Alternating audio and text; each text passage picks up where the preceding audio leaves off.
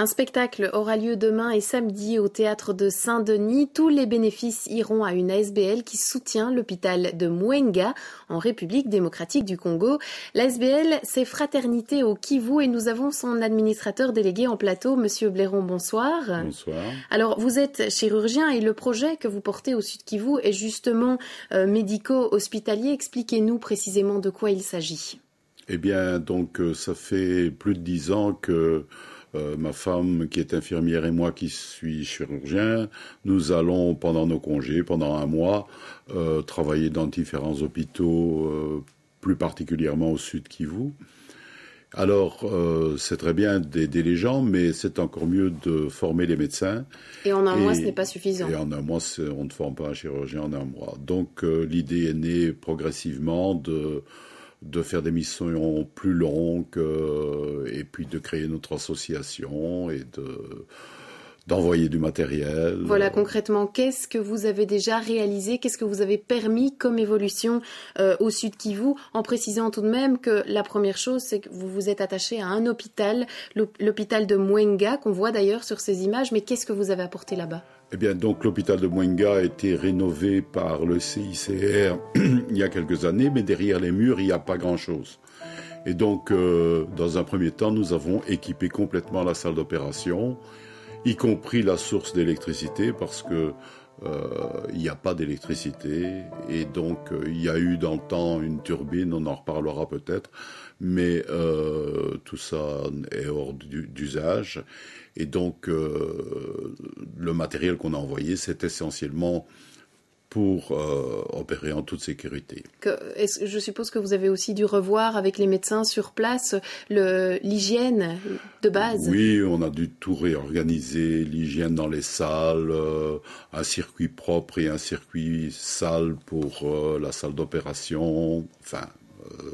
Il n'y a pas concrètement d'actes chirurgicaux qui sont posés pour le moment là à Mwenga quand vous n'êtes pas là ou alors pas très pointus en tout cas? Les seules interventions que les médecins congolais qui sont attachés à l'hôpital de Mwenga font, ce sont des césariennes. Pour le reste, ou bien ils transfèrent, ou bien on ne les opère pas. Donc, vous avez déjà amené du matériel, oui. Vous formez les médecins oui. sur place. Est-ce que vous avez d'autres projets pour la suite? Eh bien, je vous parlais de ce projet de réhabiliter l'électricité. Il y a une turbine qui est toujours fonctionnelle, mais tout ce qui est en surface, je vais dire, parce que la turbine est au fond d'une vallée, alternateurs, transformateurs, etc. Tout ça a été détruit pendant la guerre. Et donc, nous avons le grand projet, et nous serons probablement aidés à le faire, de réhabiliter tout ça. Il faut commencer par faire une expertise sur place et envoyer un ingénieur qui va faire l'état des lieux et voir ce qu'il faut faire. Dans vos projets aussi, l'idée de mettre en place une véritable maternité? Il y a déjà une maternité, mais les conditions d'hygiène dans cette maternité ne sont pas idéales. On ne sait pas tout faire en une fois. On a déjà bien réhabilité la salle d'hospitalisation de chirurgie et la salle d'opération.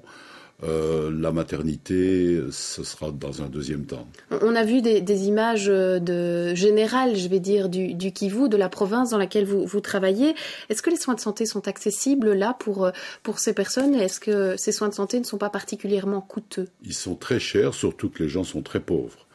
Et les médecins dans les hôpitaux publics sont obligés de demander c'est pas des honoraires, c'est des frais d'hospitalisation élevés parce que l'État paye très mal son personnel et donc pour équilibrer leur budget, ils sont obligés de demander très cher. Mais vous avez aussi apporté un petit quelque chose sur ce point. Alors, dans la mesure où nous avons apporté le matériel, nous envoyons les médicaments, nous envoyons les consommables, nous avons conclu un accord avec les médecins de l'hôpital et sous la supervision du ministre provincial de la Santé pour diminuer ses honoraires de façon importante. Très concrètement, pour terminer, pour nos téléspectateurs, que peuvent-ils faire pour vous aider, venir à vos conférences et autres événements organisés, mais aussi, pourquoi pas, faire des dons sur un numéro de compte?